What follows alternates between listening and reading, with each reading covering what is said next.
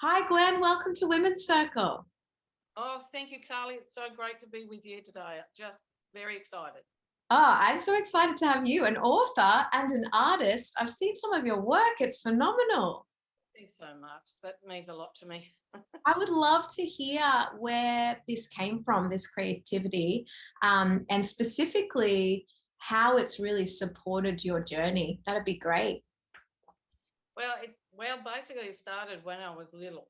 So I have artists in the family. So my two aunts and a great aunt were artists, and the great aunt, she actually worked for the University of Sydney, so she did a lot of work for them. But it started, I didn't even know that I was an artist. So it started, my father passed away when I was 9. And I became extremely fearful, anxiety, because my rock was gone and I didn't understand it at the time. So I hated school with a passion because I didn't want to leave my mother in case she died too. You know, you get that paranoia when you're a child. So I used to put on, oh, I've got stomach pains, I'm sick, I can't go to school. So, and she would let me stay at home. So what I did was I actually started copying Jolliffe, the magazine, the Australian magazine, cartoons of like Aboriginals and really satire of outback Australia. And I started doing that, and I didn't know that I actually did it. And when I started drawing, I went, this is amazing, I can actually draw. So it was a natural gift. And that's where it started. So when I was 10. Okay. Yeah, So it was a mechanism. yeah, a coping mechanism. That's so interesting because, you know, a lot of the work we do is kind of coming to acknowledge our strategies Yeah. that we've used to cope, which somehow become quite unraveled when we have a child. Yes. So, right? And so then becoming a mother becomes this beautiful opening to do your inner work essentially and go back to places of trauma and Yeah. really look at how that shaped the way that you kind of started to live your life. So when was it that you realized that this was a coping strategy? I don't know whether I actually ever did know that I was actually coping, because I was quite closed off to the fact that I was so traumatized by my father's death. So I think I actually had post-traumatic stress disorder and didn't even know it. And then as I grew up, I became a little bit of a feral teenager, so as my mother put it. But then I lost her when I was 22. I just got married. And so lucky enough, she was there to be at my wedding, so which was wonderful. And so she didn't get to see the children come along. So I lost her. So, and I never actually grieved properly for my father. So then I had a compounding of grief on top. So I had a double whammy basically. So, and at that stage, art wasn't a priority in my life at all. I could do it. It was all black and white. Right? All was black and white, which was interesting.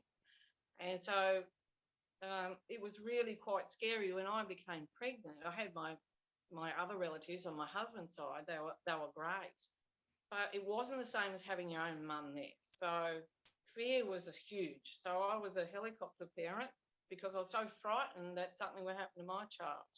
Yeah. So so That acknowledgement is so key. Like the yeah, fact that you can see now that what you was doing was out of fear. absolute fear. You know, I Yeah. was that something was going to happen to them, and I thought I can't cope. But I Yeah. didn't. I wish I had got some help. Did I wish I had someone to talk to. Did you know when you were doing that helicopter parenting, like was it a conscious thing about No. death, or was it just like, oh, this is, it was just this I protection? absolute paranoia that something was going to happen to them, but I didn't know that I was doing it. So, and that's the sad part. I never let my children learn how to do things on their own. Luckily, they're both beautiful grown-ups now, Yeah. but I never let them find out, if you fall over, you're going to be okay. I never did that, and I wish I had it. I wish I could go back and do it again. Obviously, can't. But you know what, like, and I know, like, John is your son, so I'm sure you realize that everything happens for a universal reason, right? And the lessons that we have and have to move through. At what point did you become aware that this was not how life had to be? Like, at what point did you realize that fear was ruling your life? Okay, I got to a point in my life that I ended up breaking my ankle. So I fell over in the hospital car park of all places to do it. And it was so profound, I ended up having to go to physiotherapy, where I met a woman who introduced me to a lifelong friend that I have now. And she said, I go to a women's group at Community Health at the hospital. I want you to come with me.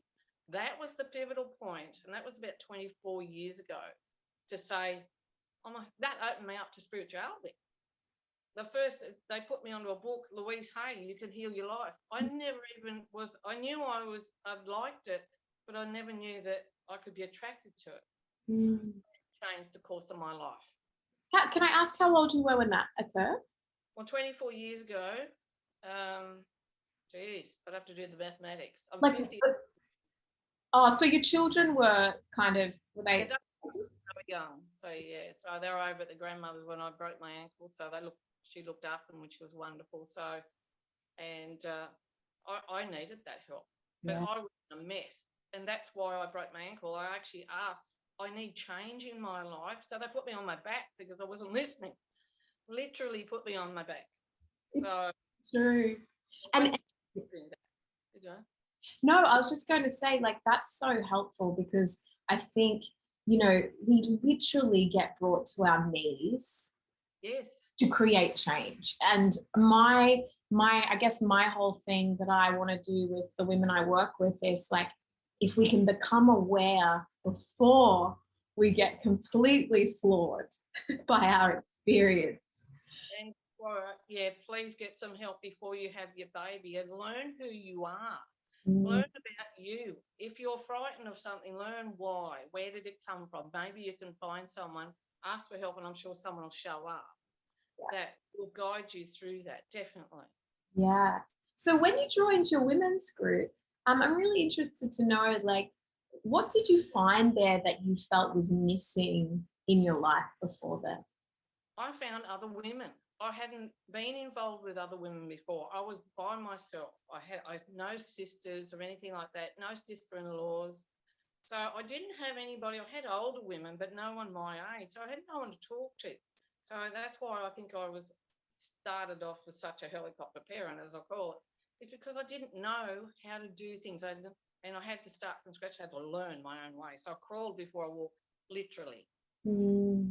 But the women's group was fantastic. I found women who were in the same place that I was, absolutely petrified of life, didn't know what to do. We all shared stories, and I sat there and went, oh my God, I'm not alone.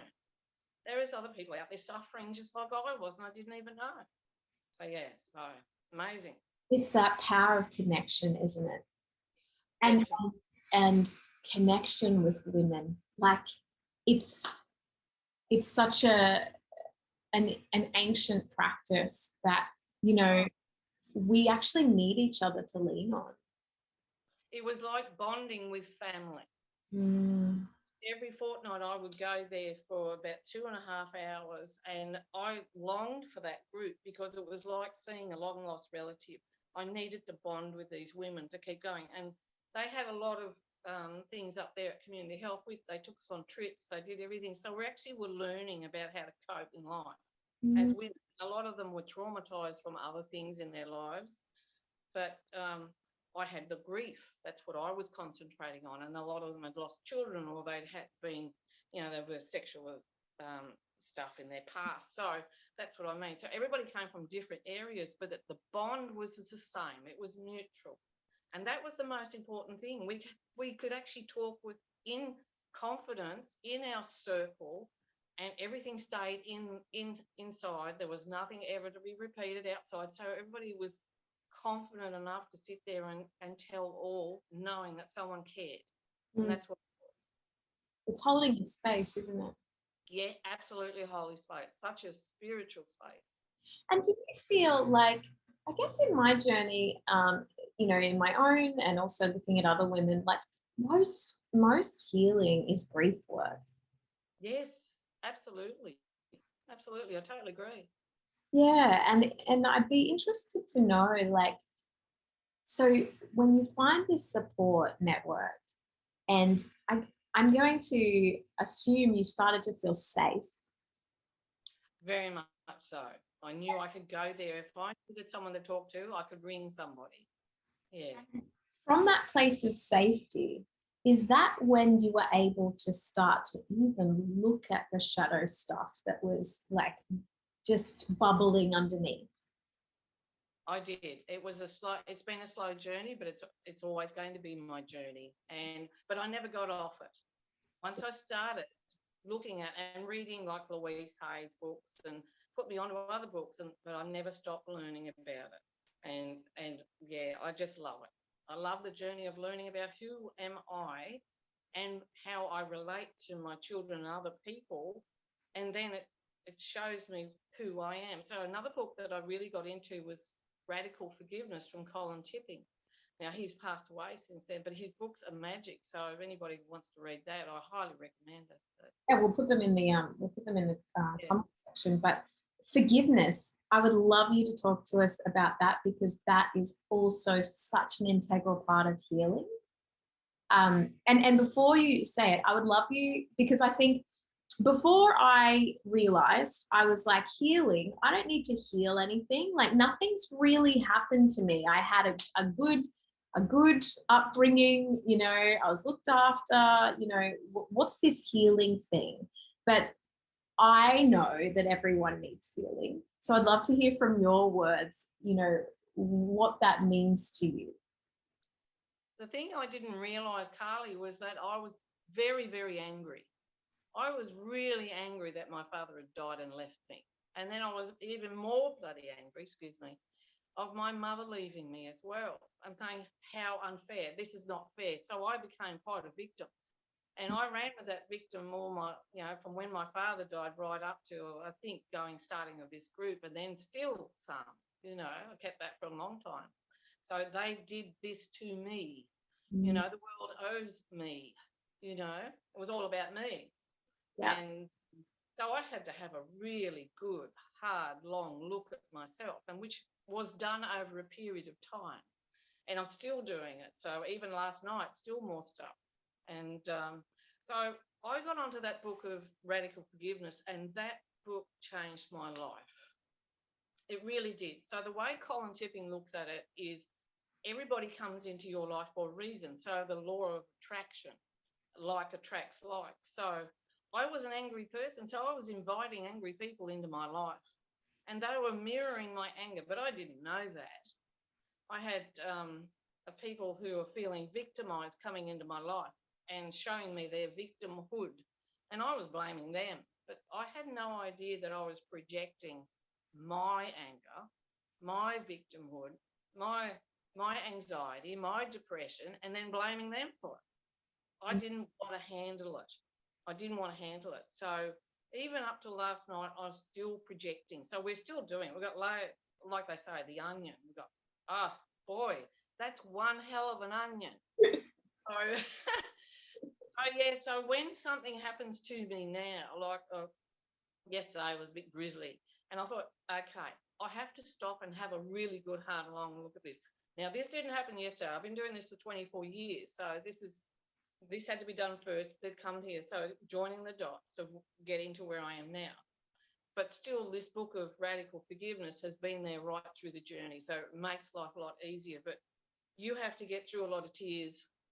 You have to get through a lot of soul searching and actually really being completely and utterly honest with yourself. You can't fake this stuff, because, and I'm going to use the word God or whatever people believe, they know that you're faking it, and it just doesn't work. So last night I did some more, and I realised I've been projecting what happened when actually I'll go right back to utero. Oh, this is an interesting one. There's 8 years between my brother and myself. So, and I must have remembered that when my mother became pregnant, I was an accident, as she called it. They could not afford to have me. So there must have been lots of conversations about, we can't afford this child, what are we going to do? So I must have remembered that. And when I was born, I've made a belief in my system. No one is ever going to hurt me like this. They've totally betrayed me. No one is ever going to hurt me like this again. I am going to be in total control so no one hurts me. Now, this is 58 years ago that I was born, and I brought that up to last night, going, I have been projecting onto a family member my absolute anger at betrayal. You have betrayed me in the worst possible way. And then I've gone, oh my goodness, that's my stuff. That's not their stuff. They're not betraying me. They're just showing me what's inside me that needs to be healed. So what they're doing is actually giving me the greatest gift of, so I could see that healing in myself that needed to be done. So I actually did that last night. Lots of tears again, like I say. But also another modality that I use is tapping. I use EFT, emotional freedom technique. I took myself up to Currumbin on the Gold Coast and did a 4-day intensive so I could do it with myself. And that also relieved stuff so I could really get to the nitty-gritty. But that was a pivotal point in my life. So, yeah, so if that helps anybody. Oh, yeah, tapping is great. I can put some information down as well. It's so interesting what you say, because it's so true, and I love hearing when other people say it, right? Because we're all mirrors of each other. Yeah. But this idea of everyone around you is a teacher, and the people that you have the most friction with are actually, if you believe, love you the most on the other side.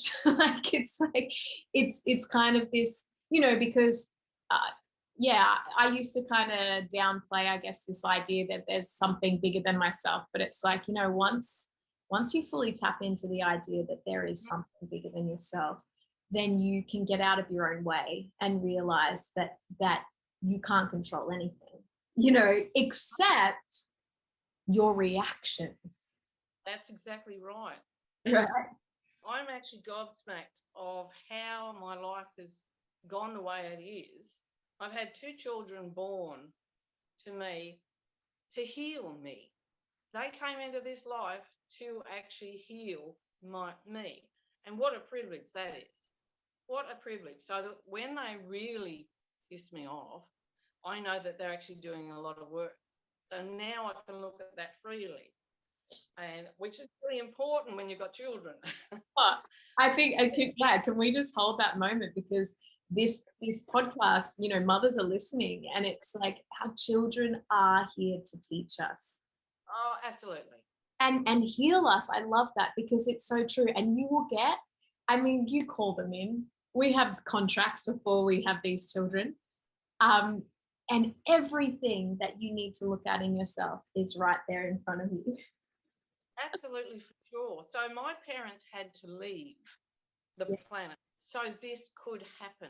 They couldn't be here to help me because that wasn't my contract. My contract was I came here to do that and to do it with my children. But I had to be set up first. I had to be set up in the fact of, well, we're going to have to make the misery first before we can heal it. It's like, you can't have the good without the bad. It's the yin and yang of the whole thing. So that was all pre-set up, even though it was absolutely a horrible journey and fearful and depressing and the whole lot. But then I can join the dots now and go, well, now I know why I went through that. Oh, I am so grateful. Mm-hmm. I'm so grateful for my children coming in. But I wish I had known it back then, but I wasn't supposed to know it back then. No. None of this would have happened. Yeah, and it's like, once we acknowledge our greatest wound, once we acknowledge it, we see so divinely how almost comically beautiful the situation is that's been played out for us to heal that aspect, including the heartache. And because we're human, right? It's, it's yucky. There's so many dense things that we have to process. But I'd love you to tell us about, because I know there are so many women sitting in a space right now where they're like, what's happened? I thought I had everything under control. I thought I had my life planned out. And then I had this child or these children, and I love them to death, but at the same time, I've lost who I am.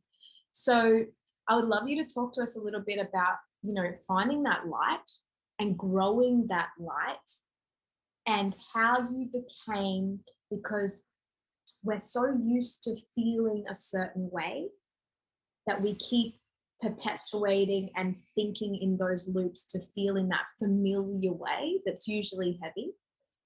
When you start to glimpse the light, how do you keep embracing that? And how much, and what does it feel like? Like, give us the, you've been through the experience. Tell us what it's like. Okay, well, I can tell you it's not easy.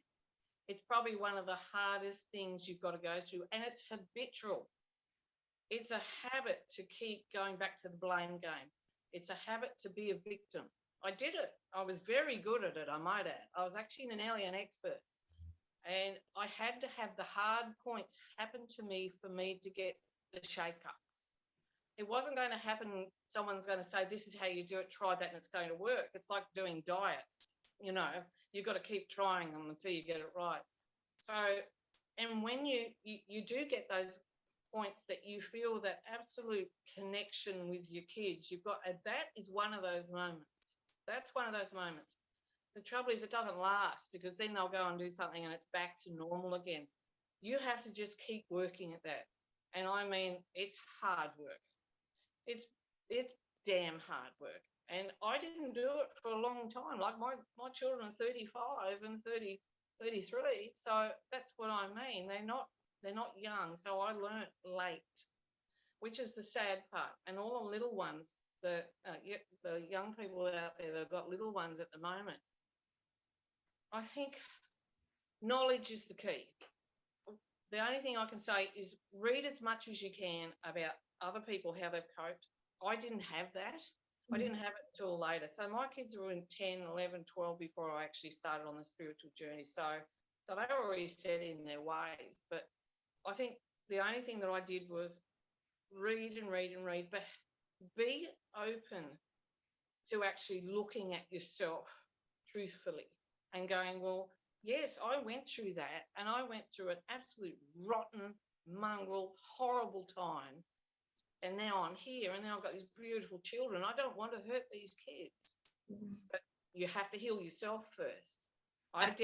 That's the key. You have to heal yourself first. So anybody planning to have children, have a good look at yourself first. I wish I had done that. But obviously the children have come because they're meant to be here. So that's another way of looking at it. But I think the best thing to do is research everything you could possibly do on, and I did spiritually, is see how you react. What are you reacting to? Are you reacting with anger? Are you reacting with frustration? Are you reacting with despair? Are you, okay, let's have a look at it. Where do you think I've had this despair, anger before in my life? Because it's the same anger, hurt, despair, depression that happened maybe when I was a child. This is trying to tell me something that happened to me and I haven't healed. It's still stuck in there and I need to get that out. My beautiful little baby, toddler, child is showing me something in me that hasn't been healed yet. So thank them for that. Yes, if they're in danger, obviously get them out of danger straight away, whatever. You do that normally. But then when you've got time, have a good think about it. Okay, I'm feeling that because that's what they're trying to show me. Maybe I'm projecting onto the child, and children pick up stress like it is nothing else. They are little radio frequency picker-uppers. So I'm going to say that. I know it sounds silly, but they are. Yeah. They will pick up everything you're feeling. I noticed that over the years. So when you've got time, try and have a look at, do I remember something like that that's happened in my life that I may be still harbouring? And I didn't know that I was projecting on the child. And that little one is actually showing me something that I can heal in myself. What a gift. Oh, my goodness, what a gift, this little one. And that changes the energy straight away. If you can recognise that the child has given you a gift of something that has happened to you and you haven't resolved it, that kills up that energy. They will stop doing that because they don't have to show you anymore. That's the key. They don't have to show it to you. They're only showing it to you because you're not getting it. So they're sitting there going, how frustrating is this? I'm trying to show her that, my God, on a soul level, she needs to get this, and she's not. And that's what on a soul level they're doing. They're doing this beautiful little dance saying, this is what my soul's showing your soul, because your soul needs to heal this. So Yeah. I don't know whether that helps, but Helps it's just the so much. It helps so much. And I know, people are at all different levels, but whoever's meant to get this and understand this will get it. And even if they don't on that, on the human level, the soul's listening and it's like, oh yeah, I totally understand that. And it's the same with I work with these amazing, incredible women. And, they'll say, oh, my partner doesn't understand me. I want them to do this. I want them to do that. And it's the same lesson. It all goes back to you can only work on yourself. What I have learned too is you cannot receive love unless you love. Agreed. Unless you love yourself too. Yes, and that's basically, yes. So, but you have to give what you want to receive. And of course, I was a good taker. I was brilliant at that. And I'm going, why aren't you doing this for me? Why aren't you, this? I've been married 36 years. So I'm surprised he's still here. Wow, yeah. Because of that. But he was meant to stay. He was meant to stay. So to do these lessons too. So when he was angry at me, it's because I wasn't getting, I was actually projecting anger that's in me onto him, and he was just trying to show me. And as soon as I got it and stopped it at different occasions that we've done this, it automatically went away. Wow. So yes. You became conscious and therefore started having a conscious relationship. And that's the key. Like, I think, we go unconsciously into relationships unless we've done our work, right? To heal wounds, to heal things within ourselves. And they will push every single button that needs to be healed. And if you don't get the lesson, and a lot of us don't, me included, you'll walk away and then go, oh, and it's about so much about coming to a place where we can adult ourselves. Yes. And love ourselves for who we are with all our flaws. That, like you said, is the only way that you will then accept in.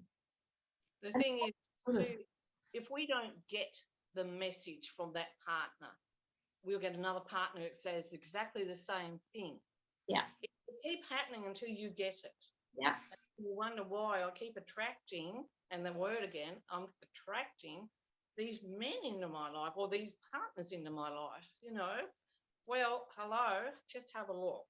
There's something trying to tell you something. There's a message in here. So, but like you said, not everybody's at that stage. We're all at different stages, and we're meant to be at those stages. The people get it are meant to get it. The people who don't are meant not to get it, not yet. Yeah. It may not be this incarnation, it might be the next one, but they will. Yeah. It just depends. So, yeah. So, I agree.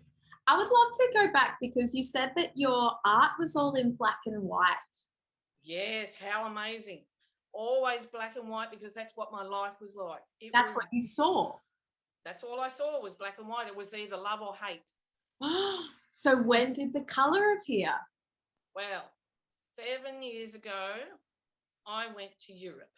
I went for a trip with my girlfriend and other people. And this is a true story. I went to the Vatican, and oh, wow. That place makes me cry. I'm not Catholic, but that place makes me cry.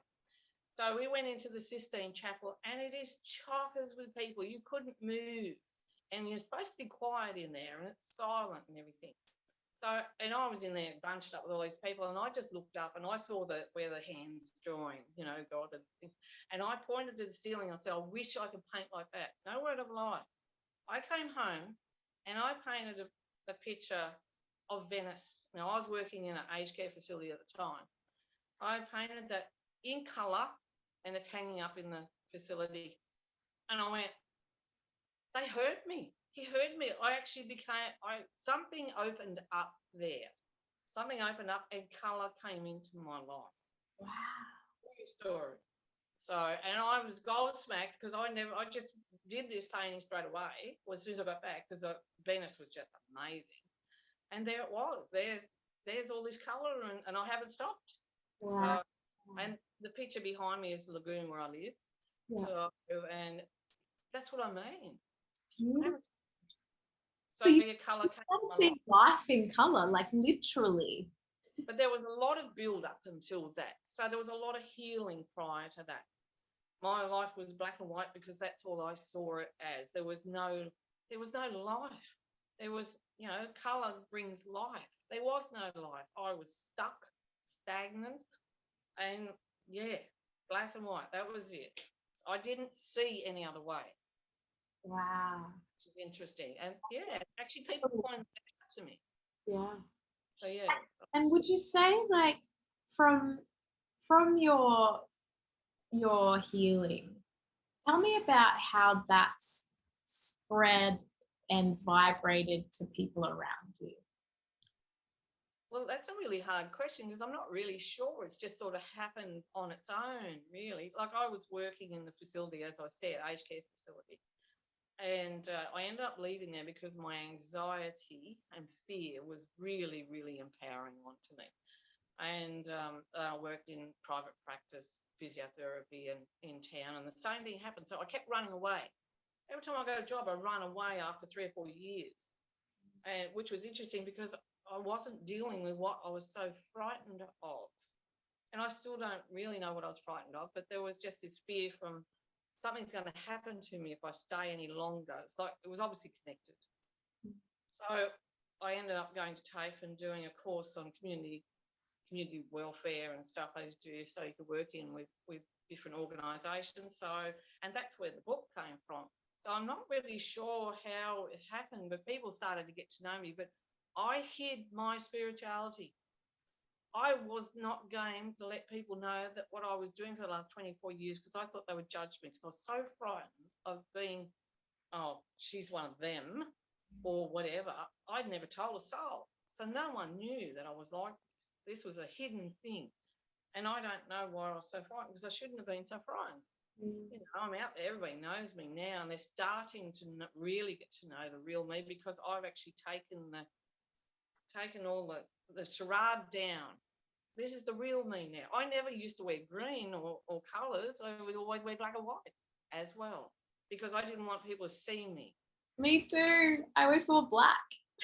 Yes, I didn't want to be seen. I wanted, even sometimes now I still get a little bit frightened, but I pull myself up and go, okay, what's going on? So that's the thing with my books and everything. And I've got Josie King, she works with me, and even sometimes she's helping me with my fears, and John as well. So, but I'm slowly letting myself get out there, and I ended up, with the books and everything, I donated a book to Rotary Casino because we had terrible fires around here. So the fourth book, I ended up, it was another person suggested it to me. And I thought, oh, great, I'm going to do a book on fires and I'm going to make a lot of money, blah, blah, blah. And I ended up doing the book and I went, this is wrong. I can't make money out of other people's adversity. So I donated that. So that put me into the spotlight. So did the others. But that one really put me in the spotlight. That act of service. It was very hard being out there and people seeing me, knowing who I was. And so I was trying to balance my spirituality, myself, and my books and my, I'm not going to say fame, but, my notoriety with me. How am I coping with that? I felt fake for a very long time. I felt I was a fraud, even though I wasn't, but I felt that way. So John and I have been doing a lot of work on this. Yeah. And so everything, right? Yeah, trying to figure out how can I have a balance that I'm actually accepting me. So even at this age, I'm still working on accepting me and loving me for who I really am. And I've been given this gift of art, so God gave it to me. So it's a natural gift, and I have to appreciate that. Yeah. So it's tough. So tell us about the books. When did they come along? What's the story behind them? Well, I've been here for nearly 40 years, living on this lagoon. And when I was young, I lived with my grandmother. My mother, after my father died, there was my mother, my grandmother. And she used to read me all the Beatrix Potter stories all the time. So I actually grew up with all that. And she had fairies in the bottom of the garden. And And it was just, I think she knew, my grandmother knew that I wasn't coping at all. And my poor mum, she suffered as well with the loss of my father. And so my grandmother sort of took over and helped both of us. And so I grew up with fairy tales. I grew up with just everything like that. And I loved it. So, and I think that was where I went to go to my happy place was, I lived in a bit of a dream world. And I think I was in that dream world for a very, very long time, even when my kids came along. So I had to have somewhere to go. And reality, I didn't like reality. So, but 2018, I was here and I just looked at the lagoon one day. I was going to TAFE. That was when I was at TAFE. And I thought, I think I'll write a book about the ducks on the lagoon because I have an aunt that she's since passed, but she wrote lots of books. And it never dawned on me. So just one day the thought came. So I did it, and I was driving to TAFE and the name bucket just dropped in my lap as I'm driving. And I thought, I really like that. And so I did the story and I did the pictures and I thought, well, what do I do now? So I actually took them down to the local library, who the librarian I know and his offsider, Sylvia, they actually said, this is fabulous. You need to get it published. And I went, really? It's that good? They said, yes. So I went and looked for a publisher. Wow. So I self-published this. So I went with in-house publishing in Brisbane, which were fabulous. And the reason I picked them, people asked me that, was I went looking through the internet for a publisher and their front page came up with this little dog named Jack and he was the boss. And I thought, anybody loves a little dog that much and says that he's the boss of the company, I like that company. And that's why I did it. And they were fabulous. So we did number 1 and we've launched that. Then we did 2, which was the first day of school. So basically what it is a little duckling and his sisters. He never grows up. He always stays the same. And he's a little bit different. He's a bit of an explorer, so he gets himself into trouble. But there's always something about what happens in there. There's lessons in the story. So, and we're looking at different diversity with a black swan and there's all these different messages in there for the kids. So, and that came naturally. I didn't even think about it. Yeah. I literally downloaded this story and I went, someone else is doing this. Someone else is writing these stories. How could I possibly think about that?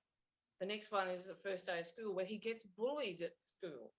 So we've got all this thing and how he coped. And his mum comes, he goes to school, he has a terrible day in his first day of school. He comes home and he's really sad. And he said, nobody loves me. And she said, can I tell you a secret? And he says, what? Yeah. If you love yourself first, everybody else is going to love you too. And that's the whole thing of these stories in here. And that's about life, really. If you love yourself, people will see you at your own value. That's how it works. And that took me, 40 years, 50 years to figure that one out. They see me at my value. So what I did was with the launches, I actually visualized myself having the best launch ever, even if I didn't really believe it, I faked it. And it happened. The first one, we had over 100 people there, sold amazingly. And the library said, we've never had this here before. It's because I visualized it happening prior. So even today, I visualized how we would go today because I thought, well, that's all I can ask. You know, I've got a fly in here now. I don't know where he came from. It was in my room too. I feel like it's just it's stuck under the door or something. But that's the whole thing through these books. The next one is the new best friend. So the 3, and that's also about him, a little duckling finding a little fox cub and befriending him, someone that you wouldn't normally do. So, and telling them, no, this is okay. We're different. You know, we're not like normal society where everybody's attacked and get what you can. Yeah. So I wanted my spirituality, which I didn't plan it. It just happened. Like God said, we're doing it this way and download, here's the story for you, print it. Yeah. This is how it's going to work. So I want you to put your spirituality into these books for the children to learn, but I also want the parents to learn it.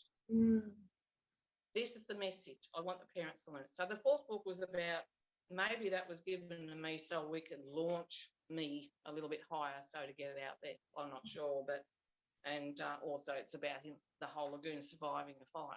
So, but that, I don't have that book. I only have a copy for myself. Yeah. That's all been given to Rotary. They get, well, I own the rights, but they get all the royalties, all go to them. So, and I don't have any of those books here. So yes, but I want the messages to come through that and to seep out to the families. It doesn't have to be the other way. We can do this better. We can survive this. Yes, it's damn hard, but we can survive this. We can do it. And that's what we want. That's what I'm hoping. That my goal is to get the publisher on board so we can get more of this stuff out there. We want it to be able to be, read a book that's that level. And, you know, like some of the books I read are so thick and you go, oh, this is a lot of work. But I want something that's simple. I want a picture to be shown, and that's how it is. So see how we go. And like, isn't it so beautiful that this something you could never have imagined came from you committing to doing this healing journey on yourself? I think it was all predestined, definitely. So it opened up this whole. And I think that's really beautiful for women that are feeling a bit lost and wondering what their direction is. And that when we try and push things that don't align, it just, you feel it. It feels right. But, and when we get to that, and I've been there as well, whenever I feel really stuck, I go back inside and I go, okay, what do I need to look at within myself? What blocks are here? Is this patience? Is this what I need to learn right now? And from that, something else always comes. But we don't trust the process enough. That's the key. I didn't trust life. No, we try rush it, control it. Yeah, I have never trusted life. I've never trusted myself. I've never trusted anybody else. And that's what I've gained. I've gained trust. And when this all happened, I went, well, this was meant to happen. And then I started being able to trust more, and then more things open. So they're not going to let you heal anything that's too bad. They won't let you do that because the body and the mind has got a coping mechanism that only allows so much to be healed at a time. So you won't have a release of trauma that absolutely decimates you. It just doesn't happen. Yes. So wonderful things. So you only do what you can at that period of time. And I think that's why it takes a while. But I don't want people to be frightened, oh, I've got another 40 years to go or 50 years before I'll get this. No. Enjoy what's happening now. Trust what's happening now and enjoy every second. My life went so quickly because I didn't trust. I didn't stop. Yeah. So the children were sleeping. What was I doing? I was getting out working because I'd have the perfect house. Yes. I didn't stop. So I never trusted that things would be okay. Yeah. And look, I can say 2 years ago, I was a different person, you know, so it really things can accelerate really fast once you start getting out of your way and aligning with what is the bigger purpose and plan for you. Don't take it too seriously. Yeah. And look, there's so much more to learn, but it's this idea of like, once we start getting clear, then there's just so many other amazing, beautiful ways to live.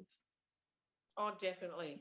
We don't have to be stuck in our conditioning, our programming, societal expectations. We can actually break free and start living authentically with our own intuition, especially around parenting.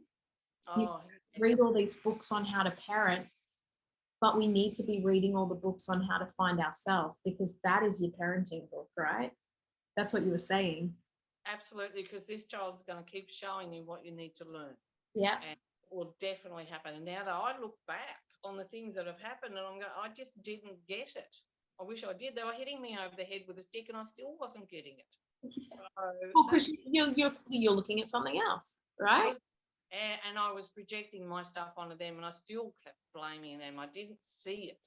Mm. I didn't see it. So, but not to be too hard on ourselves either. Blame is just not the answer.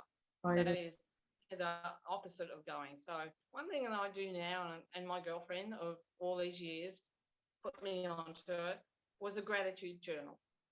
So, and Josie recommended one, so I've got it this year. So twice a day I write 3 gratitudes in the morning and 3 in the afternoon, and not fail. And I've been doing that for about 4 months now, and it's just fabulous. And things open up to you because you're grateful. I'm grateful for the adversity. I'm grateful for the sadness I had to go through. And if you can see that, that will change your life. Oh, I love that you said that.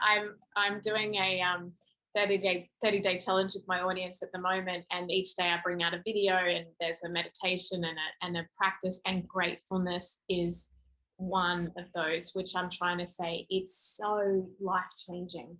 Yes. Be grateful. And I do the same. Like I've got a little, like a tile, and not with a whiteboard pen. Like in the morning I wake up, what am I grateful for this morning? When I go to bed, what am I grateful? And then you rub it out and you go the next, like it's just this this kind of fountain of never-ending gratitude, even on the hardest days. And like I know you have, and I have had some dark days, like where you're like, I don't want to be here anymore, like that level of dark.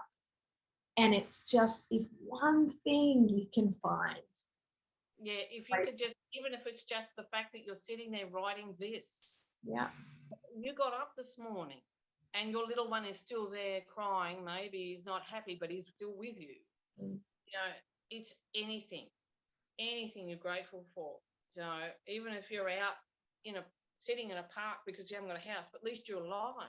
Mm. So, and that will put you to another place. That will bring something else in. You can't have anything come in if you're not open for it. So if you're closed off and you're angry because this is happening in your life and that's happening in your life, and well, guess what? You're going to get more of it. You have to actually say enough. Yes, I am grateful. I'm grateful for this, and that gratitude will bring in more things for you to be grateful for.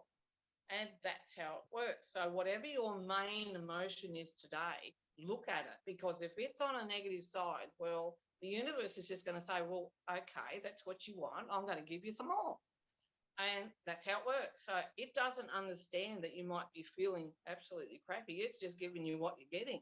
What you're giving out is what you're going to get back. So if you only see life in the negative, well, you're going to have a negative life. But if you see life in the gratitude, you're going to have something to be really grateful for, and just open your arms and say, wow, this is amazing. I still pinch myself in my room here looking at the award that I got from, Clarence Electorate Woman of the Year award. And I said to him, but there's so many other beautiful women in this area. He said, but you're one of those women. And I went, really? Yeah. So I ended up having breakfast with the Premier last year, Gladys Berejiklian, in Sydney. I'm going, really? I didn't think I deserved that. So how does this happen? So it's because you've actually had that little bit of gratitude. You've invited this in. This is not random stuff. Everything happens for a reason, and you're the one that's creating it. And that's the bottom line. Mm-hmm. And that took me 45 years to learn that one. So hopefully other people get it now. Yeah, and it's like, it's so beautiful that you say that, because it's that idea of like, why not you? Why not?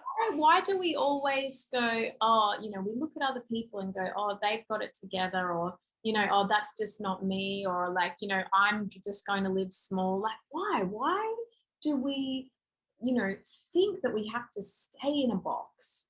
That's right. Absolutely. We are no different to anybody else, except for the fact that we have chosen to align to our greater purpose and welcome whatever comes our way and grow and learn from that. Like you literally do create the life that you want.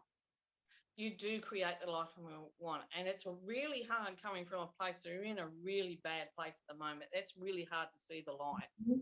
But it's just one step at a time and one thought at a time. Yeah. at a time.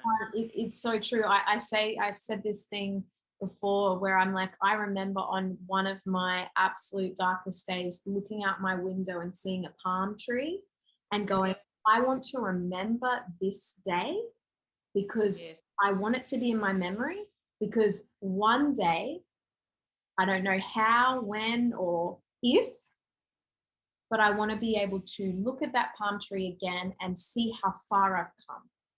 Absolutely. And I'm so proud that I can do that now, that I can look out that window and be like, God, I've come a long way. And that's the thing, being proud of ourselves, and we don't do that. We'll say it to our best friend. We'll say, oh, you're just doing, but if they turn around and give you a compliment, you go, well, why are you saying that? Yeah. Hello? Yeah. Because you deserve it. We are not our best friends. We are not. And we put ourselves down so much, and us women are the worst ones at it. Oh, you know, the beautiful thing is, like, I'm learning to date myself. I love that. And it's so true, right? Like, you learn, you know, all the beautiful things about yourself and all the things that aren't so okay, but you form a relationship with yourself. And once you do that, then you can form authentic relationships with everyone around you. And everything around you is going to change.